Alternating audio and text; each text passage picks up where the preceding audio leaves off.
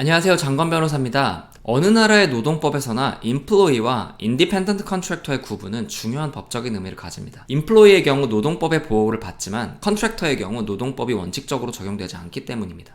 고용주로서는 일하는 임직원이 컨트랙터로 분류되는 것이 부담이 덜하기 때문에 컨트랙터로 해석되는 것을 훨씬 더 선호합니다.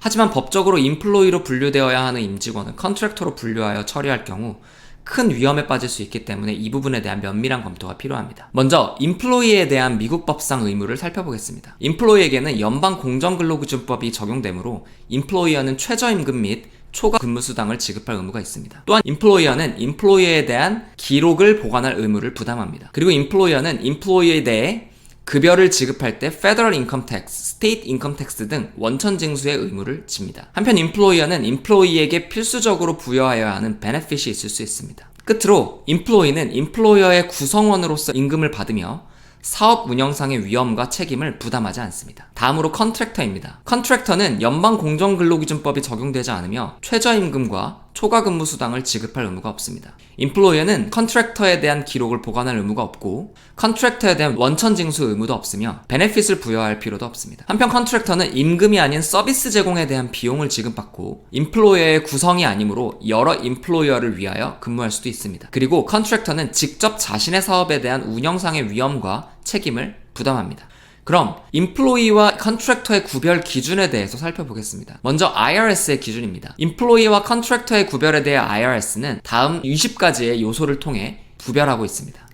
이러한 요건들은 결국 워커의 인플로이어에 대한 종속성을 판단하기 위한 것인데 위 20가지의 요소들을 분류하자면 결국 3가지입니다. 먼저 고용주가 업무 수행 방법을 결정할 수 있는지입니다. 예를 들어 특정 업무 장소에 출근 의무가 있는지, 업무 시간에 재량이 있는지 여부가 판단 기준이 될 수 있습니다. 두 번째로, 급여를 지급하는 방법을 고용주가 결정하고 업무에 필요한 비용과 도구들을 고용주가 제공하며 손익에 대한 부담이 고용주에게 있다면 그 피고용인은 인플로이로 분류되는 것이 일반적입니다. 세 번째로 관계적인 측면입니다. 피고용인의 업무가 고용주의 사업에 필수적이고 피고용인이 여러 고용주들을 위해 일할 수 있는 자유가 없다면 직원으로 분류되는 것이 일반적입니다. 또한 특정한 프로젝트 또한 특정한 기간 동안 지속되는 고용관계는 컨트랙터로 판단될 가능성이 높습니다. 다음으로 캘리포니아의 기준입니다. 캘리포니아 대법원은 보렐로 판결에서 보렐로 테스트를 확립했는데 이 테스트는 여러 요소를 고려하여 판단을 내리며 어느 하나에 해당한다고 인플로이로 분류되는 것은 아니지만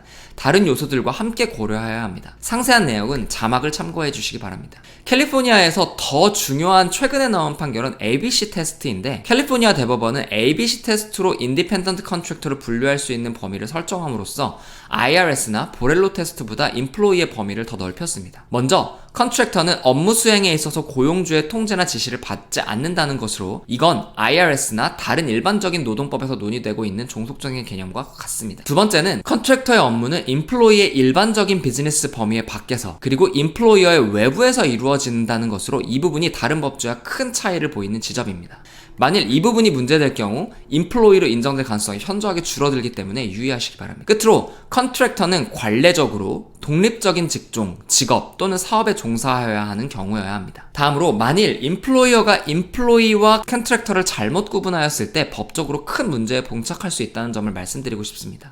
예를 들어 컨트랙터가 주정부 기관에 찾아가 실업수당을 요구할 경우 정부기관은 인플로이어에 대한 광범위한 조사를 할 수 있고 그 결과가 IRS까지 공유될 수 있습니다. 또한 주정부에 신고를 하여 페널티를 받거나 심한 경우 클래스 액션까지 이르게 될 수 있는데 이러한 점은 인플로이어에게 굉장히 큰 부담이 될 수 있으므로 유의하셔야 합니다. 그럼 리스크를 줄이는 방법은 당연히 법률 전문가의 도움을 받아 적절하게 분류하여 고용체계를 유지하시는 것입니다. 두 번째로는 스태핑 컴퍼니로부터 템포러리 인플로이를 고용하는 것을 고려해 보실 수 있습니다. 다만 이러한 경우에도 스태핑 컴퍼니뿐만 아니라 인플로이어도 법적으로 책임을 질 가능성이 있습니다. 스태핑 컴퍼니와의 계약을 잘 규정해야 하는 이유가 바로 그것입니다. 세 번째로 인플로이를 템포러리로 고용하는 것을 고려해 보실 수 있습니다. 이때에는 임시계약이라는 점을 명시적으로 계약서에 담아두고 at will employment이므로 언제든 계약이 해지될 수 있다는 점을 적어두시는 것이 바람직합니다. 끝으로 고용 관련 소송을 대비한 보험에 가입하시는 것을 고려해 보실 수도 있습니다. 오늘은 미국 직원 채용 시 인플로이와 컨트랙터의 구분에 대해 말씀드렸습니다. 필요하신 분들에게 도움이 되시길 바랍니다. 감사합니다.